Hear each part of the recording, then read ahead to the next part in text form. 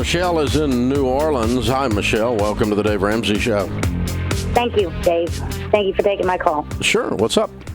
I have recently gotten engaged, and Congratulations. Thank you.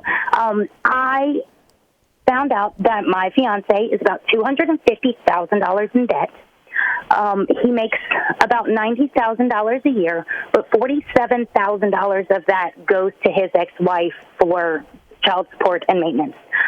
I've never been in debt, and I honestly don't know where we would even start to get out of this debt. Mm-hmm. What do you make a year? I make about $26,000 a year, and I work in the gig economy. Mm-hmm. And how old are you guys? I'm 36, and he's 38. And what is his debt from? It's basically from the divorce. He owes about $70,000 to his ex-wife, $45,000 on a vehicle that he turned in for a voluntary repossession, $30,000 to her lawyer and his lawyer, and about $75,000 in credit card debt. And he got his butt whipped. Yes, he did. His lawyer was awful. Yes. He ends up paying everything. Yes, he absolutely ended up paying everything. Whenever the divorce went through, he was making about $125,000 a year. Mm-hmm. And why does he not make that now? We went through the flood in 2016, and he lost his job, I lost my job, and so he's gotten back. He works in the plant. He's gotten back to working, but he had to go with a different company, and they offered him $5 less an hour. Why? The other company never reopened? Right. Okay. What does he do? He works, he's a heat treater in the plants here in Louisiana. Okay. All right. So he's working 80 hours a week. The other part of the story I want to get straight in my head, it sounded like you didn't know how much debt he had until after you were engaged? Yes. Why? I was not aware. I was not very smart, and I didn't ask him about his debt. I've never had debt. It didn't cross my mind. Well, it should have crossed his. Yes. That you should have had this information prior to making a commitment to marriage. Yes. That's kind of a problem, like he was hiding it. Okay. That bothers me more than the debt right this moment. And so what's his attitude about the debt? He really hasn't been paying anything towards it. And I just don't want to start a marriage. Now that I know about the debt, I can accept that. Before we actually set a date to get married, I want to know that we are on a plan to get this paid off. There you go. And that he believes in that plan and is committed fully to that plan. Yes. If he is, for whatever reason, has given up hope and it feels like he's stuck, he's just going to stay there, or he just doesn't care or whatever about the debt, if for whatever reason he's just going to wallow in this, that's a deal breaker. Okay. It's not the debt.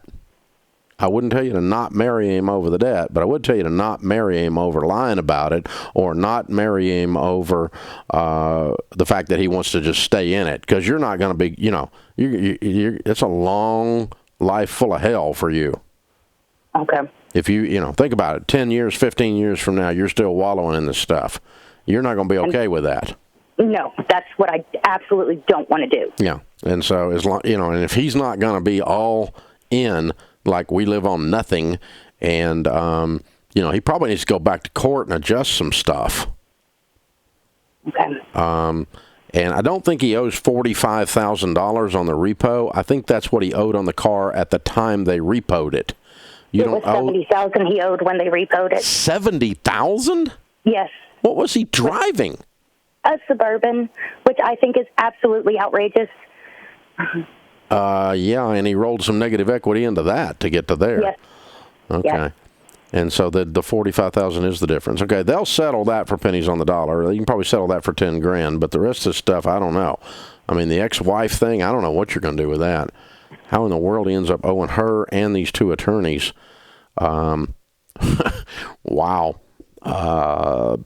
you may be able to settle those with lump sums. I mean, you might walk up to her and say, here's a check for 30 if you'll go away.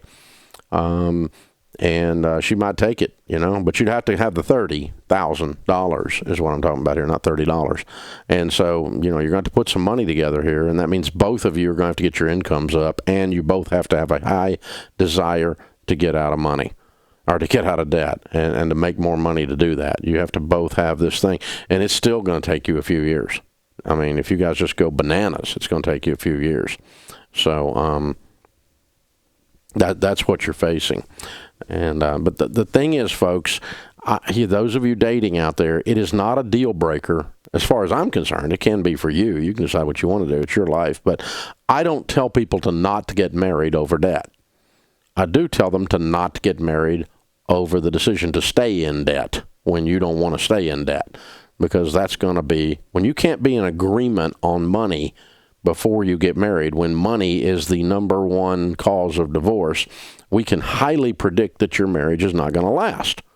If the number one cause of divorce you don't agree on, guess what? You're going to get divorced. I mean, it's a fairly simple equation here. And so you have to be in agreement. So the 250 doesn't scare me. It scares me, but it doesn't terrify me to say this guy's not a keeper. I don't know if he's a keeper or not. I can't tell. He sure has a bad taste in lawyers. I know that because he got his butt whipped. But anyway, man, he ends up paying her lawyer. His lawyer owes her $70,000 and half of his income. It's half. This is not a fourth, it's half.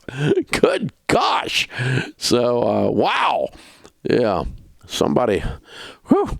So anyway, yeah, this was not an equitable outcome. I have no idea what the situation was, but wow, what a mess. Anyway, so all of that's behind us now. The question is, are we committed to cleaning it up? If we are, then ready to go. Game on. That's fine. Thanks for the call.